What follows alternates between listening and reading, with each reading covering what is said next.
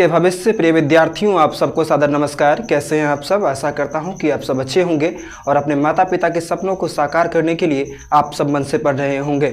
आज विश्व शांति पाठ से जो महत्वपूर्ण प्रश्न हैं उन प्रश्नों को मैं आपके बीच रखूंगा और साथ ही साथ उसके सटीक उत्तर जो होंगे वो मैं आपके बीच डिस्कस करूंगा, ताकि आप लोग क्या करें तो परीक्षा भवन में जब जाएं तो परीक्षा भवन में भी आपको वो तमाम प्रश्न के उत्तर आपको याद रहें। आपकी परीक्षा की घड़ी अब नज़दीक है। अब आप सब जो पढ़ेंगे वही आप सब के लिए बेहद ही लाभप्रद सिद्ध होगा और आपके बेहतर परिणाम को निर्धारित करेगा।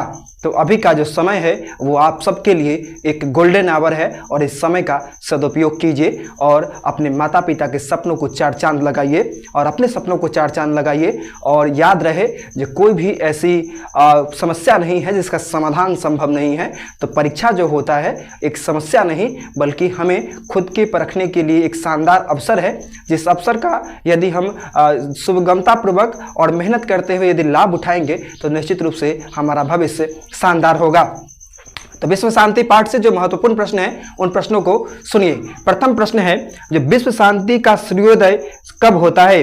विश्व शांति का सूर्योदय तब होता है जब एक देश दूसरे देश की सहायता करता है। मुश्किल घड़ी में जब एक देश दूसरे देश का हाथ थामता है और उसे राहत सामग्री है ना, उसे सुविधा के अन्य साधन जब मुहैया करवाता है तब ऐसा लगता है कि विश्व शांति का सूर्योदय हो गया है। सूर्योदय अर्थात सूर्य का उदय तो हर दिन होता है, मगर जब हम क्या करते हैं, जब हम एक व्यक्ति हम जो है जब दूसरे के सहारे की छड़ी बनते हैं, जब दूसरे के संकट में जब हम उसकी आंखों के आंसू पोंछते हैं, तब ऐसा वास्तव में लगता है कि विश्व शांति का सूर्योदय हो गया हुआ है ना। तब पूरे विश्व में शांति का सूर्योदय तब होगा जब सब लोग अपने मन से अहंकार, राग, द्वेष, ईर्ष्या की भावना का त्याग करेंगे और जब एक देश दूसरे देश की सहायता करेगा और जब एक देश दूसरे देश की मुश्किल के घड़ी में जब उसके सहारे की छड़ी बनेगा, तब जाकर के विश्व शांति का सूर्योदय होगा। इस पाठ से दूसरा महत्वपूर्ण प्रश्न है, जो राष्ट्र संघ की स्थापना का उद्देश्य क्या है? तो लिखेंगे, जो राष्ट्र संघ की स्थापना का मूल उद्देश्य है कि पूरे विश्व भर में शांति हो, पूरे विश्व भर में हर देश सामंजस्य की भावना से रहे, समर्पण की भावना से रहे और एक देश दूसरे देश से किसी भी प्रकार से किसी भी तरह का कोई भी विवाद ना करे और हर देश में शांति का माहौल हो, हर देश में समन्वय का माहौल हो। तो यही राष्ट्र संघ की स्थापना का मूल उद्देश्य है।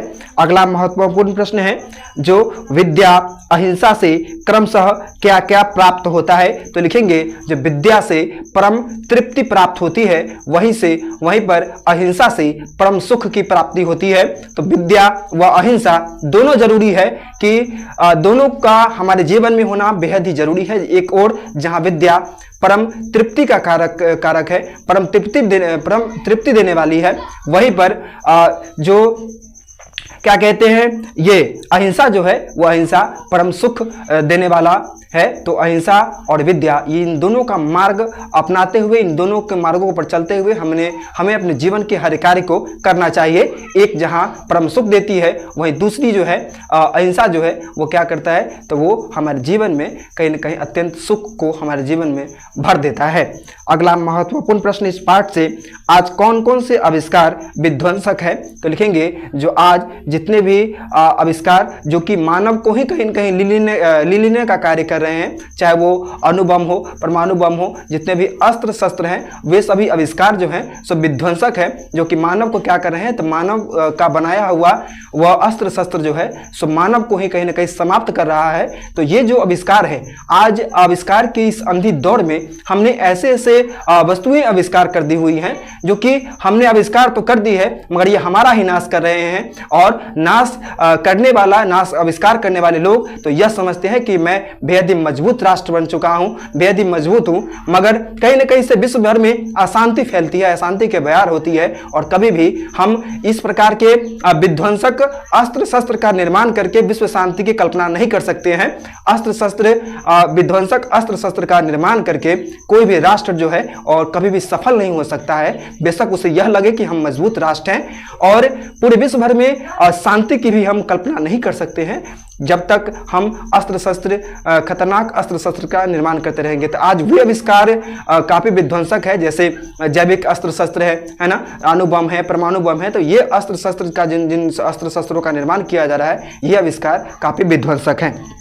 अगला महत्वपूर्ण प्रश्न है, असहिष्णुता का कारण बताएं। तो लिखेंगे असहिष्णुता का कारण है एक देश का दूसरे देश के प्रति द्वेष की भावना का होना, एक देश का दूसरे देश के प्रति ईर्ष्या की भावना का होना असहिष्णुता का मूल कारण है। जब एक देश दूसरे देश से ईर्ष्या करने लगता है, जब एक देश दूसरे देश से कहीं ना कहीं उसके अंदर का समर्पण का भाव समाप्त हो जाता है और एक देश चाहता है कि दूसरे देश का हम खात्मा कर दे, तब कहा जाता है कि यह असहिष्णुता का मूल कारण है। अगला प्रश्न है, जो महात्मा बुद्ध के अनुसार वैर की शांति कैसे संभव है। तो लिखेंगे, जो महात्मा बुद्ध के अनुसार वैर की शांति आपसी समर्पण की भावना से संभव है। जब हम मित्रता की भावना रखेंगे तो खुद ब खुद कहीं ना कहीं वैर जो है वह समाप्त हो जाएगा और शांति का माहौल व्याप्त होगा। तो हम लोग क्या करें, तो हम लोग अपने अंदर मैत्री भाव रखें, अर्थात एक देश दूसरा देश के साथ जब मैत्री भाव मित्रता का भाव रखेगा तो स्वयं ही कहीं ना कहीं शांति व्याप्त हो जाएगी।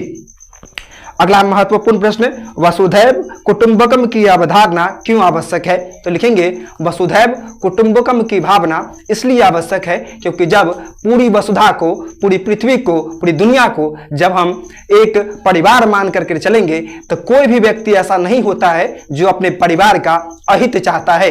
आज विश्व भर में जो अशांति है, इस अशांति का नाश करने का एक और केवल एक मूल कारण है कि हम लोग क्या करें, तो हम लोग पूरी दुनिया को अपना परिवार समझे। हमारे देश में वसुधैव कुटुंबकम के नारे तो लगाए जाते हैं, मगर वैसे लोग जो कि देश में ही कहीं ना कहीं एकता के नाम पे नारे तो लगाते हैं, मगर वही लोग द्वेष फैलाते हैं, वही लोग ईर्ष्या की भावना को बढ़ावा देते हैं। तो वसुधैव कुटुंबकम की अवधारणा जो हमारी है, ऐसा लगता है कहीं ना कहीं निरर्थक सिद्ध होता है।